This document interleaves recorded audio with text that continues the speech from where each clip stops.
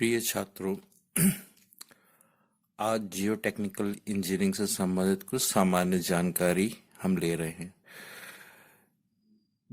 आज का वीडियो चालू करूं उससे पहले मैं आपको समझा देना चाहता हूं, आपके ध्यान से अवगत कराना चाहता हूं कि इन सारे वीडियो का अर्थ केवल आपको सामान्य जानकारी ही प्रदान करना है। आपको एक्यूरेट और सही जानकारी आपको आपके टेक्स्ट बुक और आपके सब्जेक्ट टीचर ही दे सकेंगे।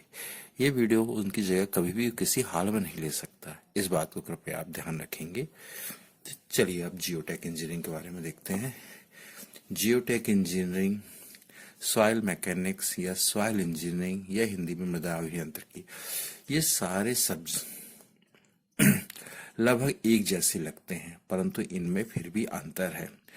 पर इस शब्द में बार बार सॉइल मैकेनिक्स या सॉइल इंजीनियरिंग आ रही है, तो हम सबसे पहले देखेंगे कि सॉइल क्या है, यानी मृदा क्या है हिंदी में। बहुत सारी जानकारी आपके टेक्स्ट बुक के पहले अध्याय में ही आपको मिल जाएंगी, पर बहुत रफली मैं आपको बताना चाहता हूँ। धरती के धरातल के ऊपर जो लेयर जिसपे सिंचाई की जा सकती है, जुताई निदाई की जा सकती है, उसे मृदा कहते हैं। या ये प्राकृतिक रूप से वेदरिंग ऑफ रॉक्स, रॉक के छोटे छोटे टुकड़े और ऑर्गेनिक यानी कार्बनिक मैटर का डिकम्पोजिशन होने से बने हुई एक प्रकार का प्रोडक्ट है प्राकृतिक रूप से। क्या मृदा क्या हो गई? धरती के धरातल का ऊपरी हिस्सा जिसमें जुताई निदाई की जा सकती है, या रॉक के लगातार टूटने से, वेदरिंग होने से, और कार्बनिक पदार्थ जैसे जीवाश्म हो गए, जैसे सब्जियां हो गई, जैसे पेड़ हो गए, उनके डिकम्पोजिशन से जो मिलके आकृति बनती है, जो मिलके जो पदार्थ बनता है, प्राकृतिक पदार्थ बनता है, उसको मृदा कहते हैं। यदि हम मैकेनिक्स के लॉ के साथ साथ हाइड्रोलिक्स दोनों को साथ साथ मिला के मृदा यानी सॉइल का अध्ययन करते हैं, तब इस विज्ञान को हम क्या बोलते हैं? Soil mechanics.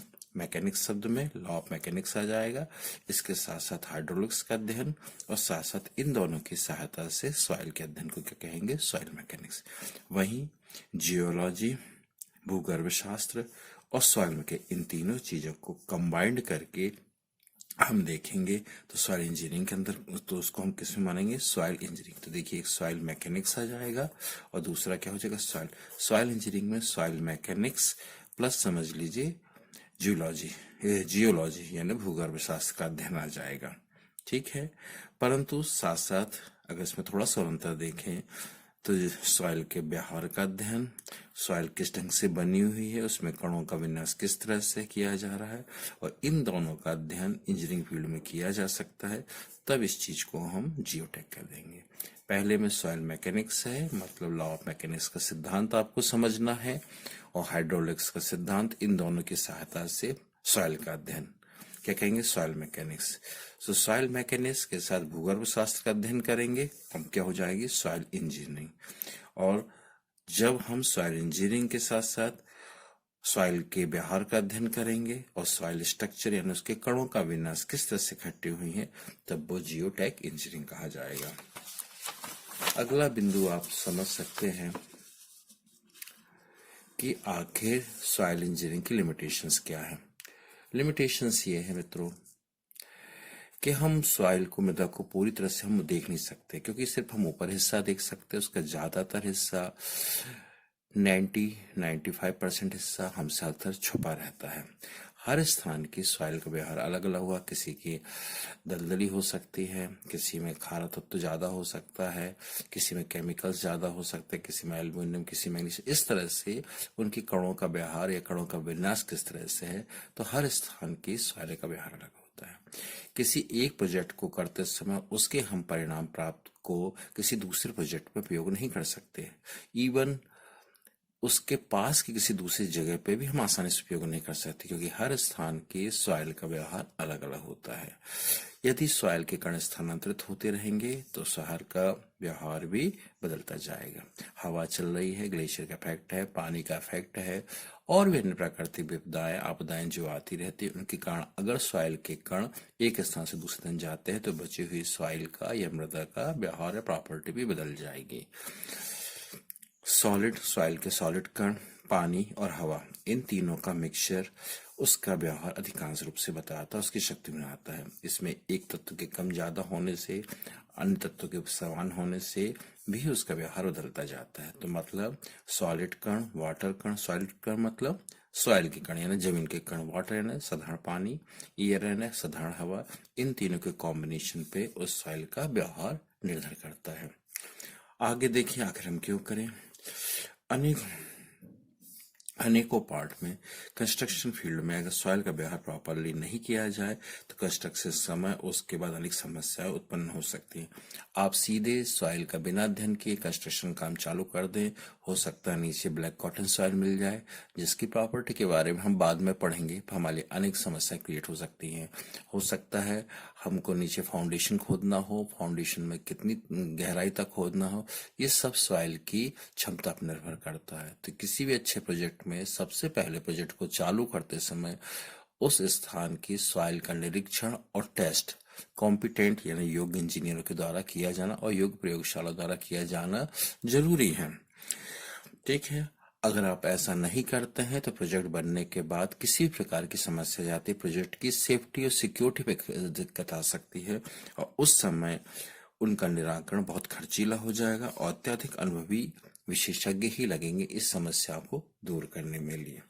इसके बाद आता है जो तीसरा बिंदु हमको समझना है इसमें कि आखिर इस विज्ञान का प्रारंभ कैसे हुआ था। साधारण रूप से सब किताबें आज विदेशी भाषाओं से ही अधिकांश रूप से ली जाती हैं, तो माना जाता है कि पहले रोमन पीरियड था, फिर इजिप्शियन मिस्र का पीरियड था, फिर ग्रेट चाइना वॉल आदि थे। इन तीनों के समय पे ही सॉइल का अध्ययन काफी हो चुका था, क्योंकि इन तीनों कालों में जो भी आज स्ट्रक्चर, जो भी भवन और जो विशाल काय भवन बने हैं, इस बात का एकमात्र परिचय देते हैं कि उस काल के इंजीनियर जो भी वास्तुविद थे उन्हें सॉइल के बारे में और सॉइल के स्ट्रक्चर के बारे में और सॉइल के गुण और क्षमता के बारे में हो जाना था। हमारे देश में सिंधु घाटी की सभ्यता या इंडस वैली सिविलाइजेशन कहा जाए तो उसमें भी हमको टाउनशिप के शानदार नमूने देखने मिले हैं, आज भी हम उनको देख सकते हैं। इसका मतलब साफ साफ था कि प्राचीन भारत के पास ऐसा सा नॉलेज और जमीन से संबंधित नॉलेज बहुत उच्च स्तर पे है। आज भी हमारे देश में जो भवन निर्माण है, किला निर्माण है, उसमें दी गई आकृति है, उनकी जो सेफ्टी और सिक्योरिटी है, उस बात का साफ साफ प्रतीक है कि हमारे प्राचीन विद, हमारे देश के प्राचीन विद, हमारी सभ्यता के प्राचीन आचार्य इस सॉइल निर्माण इंजीनियरिंग से भली भांति परिचित थे। ये तो हुआ ऐतिहासिक दृष्टिकोण। पर मॉडर्न साइंस में बहुत सारे साइंस हैं, डार्सीज हैं, कोलम्स हैं, रैंकाइन हैं, अटरबर्ग हैं, कार्ल जर्गे, स्टोक्स लॉ। जैसे डार्सीज लॉ हम पढ़ेंगे, कोलम्स लॉ पढ़ेंगे, रैंकाइन्स थ्योरी पढ़ेंगे, अटरबर्ग के नियम पढ़ेंगे, कार्ल जर्गे, स्टोक्स लॉ, ऐसे सब नियम एक एक करके हम स्टडी करते जाएंगे और वो हमारे सामने सॉइल का एक से एक नया अपनी रिसर्च के द्वारा एक से नया रूप रखते हैं, जिससे हम सॉइल को कहीं और ज्यादा अच्छी तरह से समझ सकते हैं, जिनकी सहायता से हम सिविल इंजीनियरिंग की डिजाइन वगैरह कर सकते हैं। इसमें से कार्ल जर्गे का नाम बहुत प्रसिद्ध है क्योंकि उनको father of modern geotechnical engineering कहते हैं। और ये विज्ञान लगातार बढ़ता जा रहा है, तो ये विज्ञान आगे और बढ़ता जाएगा, नई खोज लगातार होती जा रही हैं और मेरे ख्याल से इन विज्ञान का भी मॉडर्न कई वैज्ञानिक हैं, उनके नाम तो मुझे भी ज्ञात नहीं है, परंतु सब लगातार इस फील्ड में लगातार शोध कार्य चलते ही रहते हैं। तो आज के लिए बस इतना ही। आप सभी ने यहाँ तक सुना, समय दिया, आपको इसने से आभार।